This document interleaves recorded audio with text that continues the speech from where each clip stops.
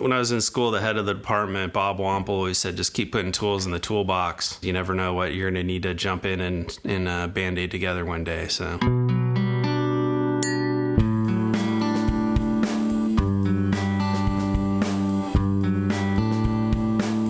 I'm here in Snohomish, Washington, which is a challenging word to say, and I'm with Mark Kaigas. Mark is the winemaker at Quilceda Creek. Mark, how you doing? I'm doing great today. Great. Thank you for taking the time. I sincerely appreciate it. All right, anytime. Yeah. And now, how long have you been at Quilceda Creek? I've been here about 3.5 years now. Started in the spring of 2022. So I've done 3 harvests and coming up on number 4. How many harvests do you have under your belt in general? I should have known this before. I believe 18. That's a lot. Yeah. That's not bad. So you've been around for a little while. Yeah. Yeah. So I always ask winemakers what their wine journey was. Was it a wine family? You know, how were you bitten by the bug? How did it all happen for you? My family was not really, they drank wine. My parents were not really into wine per se. And then my wife and I became more interested in wine. And so this is actually my second career. My first career was in the exciting world of corporate accounting. Oh, of course it was. And so we were looking at other career paths to move forward. And I wanted something that was, agriculturally based. You created a product. Every day was kind of a bit of an adventure.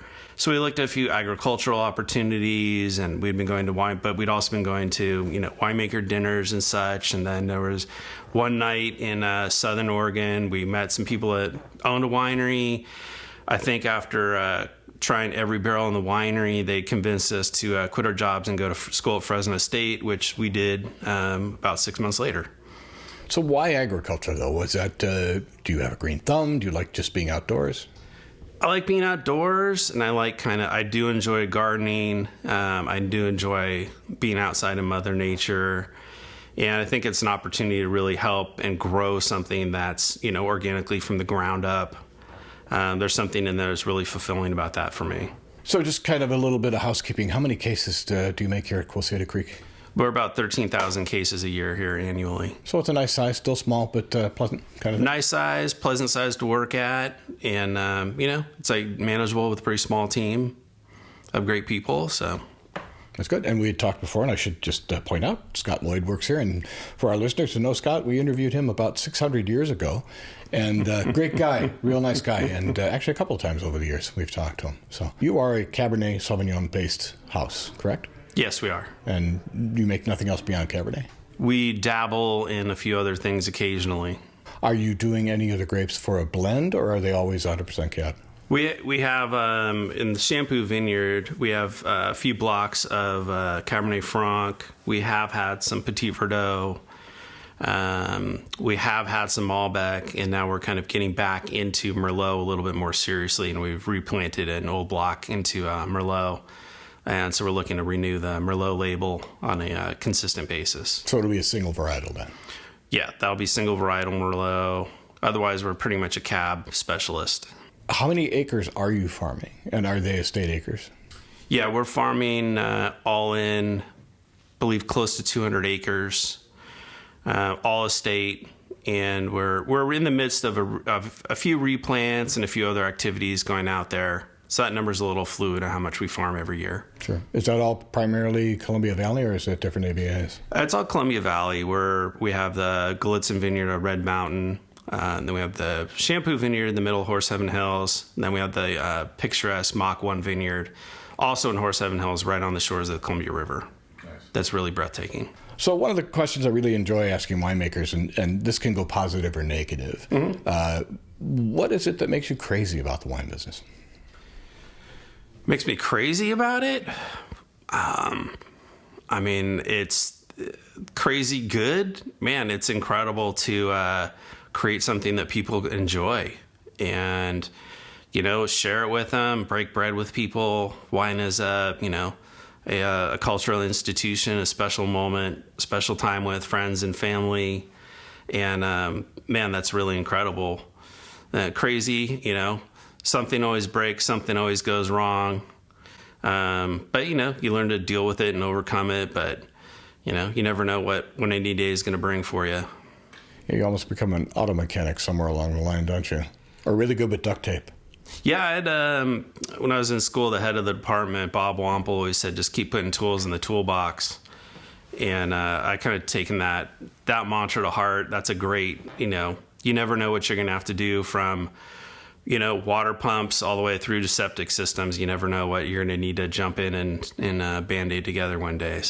So in this particular part of the country, what do you see for the future? We're at a very precarious point, of course, where wine industry is struggling a bit, but perhaps assuming that it will come back, which I think it will, what do you see for this area of the country as we move along in the future? What does your crystal ball tell you? I think that Washington will come back, reinvent themselves, and do a better job of figuring out how they want to market themselves as an industry in the state. I think right now it's been a little confusing. And you have various people doing various things. I think we need to find a unifying message and then put ourselves out there. There's a lot of people making diverse wines from diverse regions. We need to figure out our got milk moment, how to unify this together. Because, there's a lot of incredible things in Washington. You have great climate, great, hours of sunlight in the summer.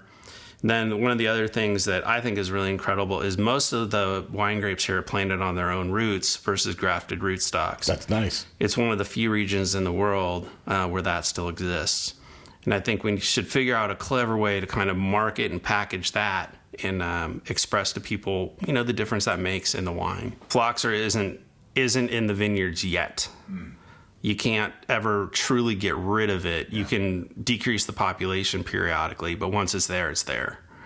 So you have to worry about people bringing in, however they transport soil, and the tractor tires, boots, used end posts, soil, whatever. You have to treat it as a kind of soil as a vector for potentially phylloxera. But there is also some, the soil is a little bit more in our favor on the for the most part, North Seven Hills. What do you see that sets Washington wine apart from other growing areas? Well, I mentioned the own-rooted aspect of the grapevines. I think that's a big part of it.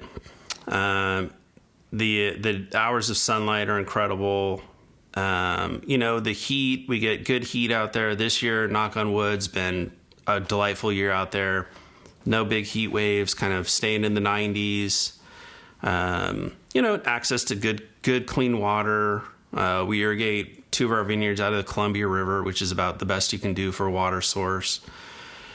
And, I think it's that nice, even growing season. You don't have to worry about precipitation out in eastern Washington. You get 6 to 8 inches of rainfall a year.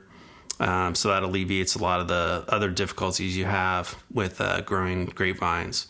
So it's a lot of pros, not too many cons, and it's just, if you do a good job farming on a good site and good winemaking, you can make great wine over here. Now, are you doing all your production to the east, or is any production done here? 100% of our production is done here at the winery in Snohomish, Washington.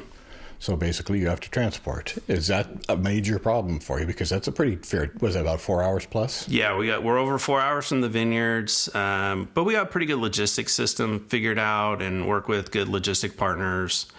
It just requires a lot of communication with our vineyard manager, making sure that bins get dropped off in the right place, picked up at the right place. A lot of communication and logistics, basically. So now we come to the point in the interview where I get to ask my favorite question. I ask every winemaker this question, and you could certainly take a moment to think about it. You do tastings, you do dinners, you do media, you do all these things where people barrage you with questions. But what's the one question that you've never been asked that you would like to be asked? I've been thinking about that question.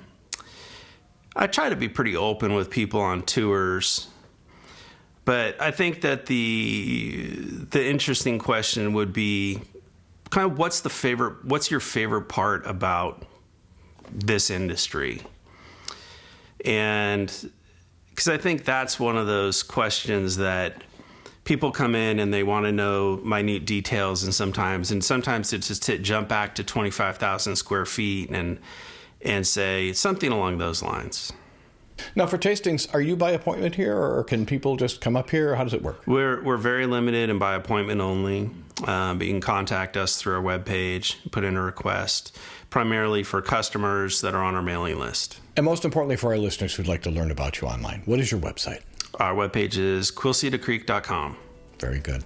Mark, I appreciate you taking the time today. I'm sure you're very busy here, and I hope you guys have nothing but continued success. Oh, thank you, Ray. It was a pleasure.